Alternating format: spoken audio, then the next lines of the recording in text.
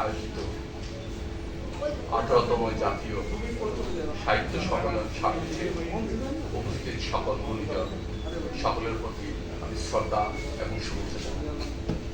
আমার গ্রামের বাড়ি হচ্ছে চট্টগ্রাম জেলা, পাহাড়, সমতল এবং নদী বেষ্টিত, খুব মনোরম পরিবেশ। পাহাড়ি জীবন নিয়ে আমি একটি কবিতা লিখেছি, কবিতাটা আমি পাঠ করে শোনাচ্ছি।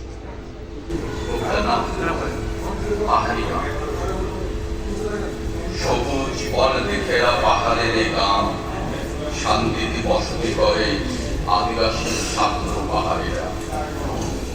মেঘগুলো ভেসে বেড়ায় পাহাড়ে পাহাড়ে, শীতল বাতাস করে পাহাড়ের ভোরের আলোতে পাহাড় কিরণ ছড়ায়, জুম চাষিরা সারি সারি পাহাড় করে। পাহাড়ের বাঁকে খালে নৌকা চলে ধীরে, পাখিরাও উড়ে চলে ডানায় চল করে। কাঠুরের বাঁশ কাটে চাইয়ে চাইয়ে, নিম চলে দূর দূরান্তে ভীম গায়ে। ঝিয়ে মাছ ধরে পাথরের নিচে আরো আছে শামুক, ঝিনুক, কাঁকড়া ও ফুলে ফলে ভরে আছে সারা পাহাড়ময়।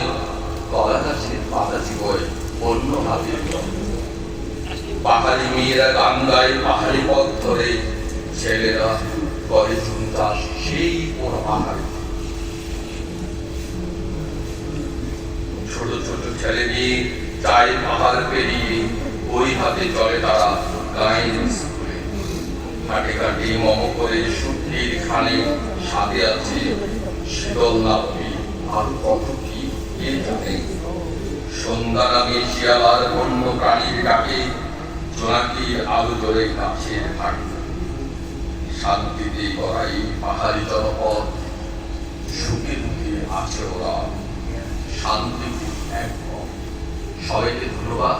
বিশেষ করে আমি মুস্তাফিজ পয়েট্রিজ ক্লাবের কর্ণধার মুস্তাফিজ ভাইকে কৃতজ্ঞতা এবং সকল কর্ণধারকে আমার শুভেচ্ছা এবং ধন্যবাদ জানাচ্ছি।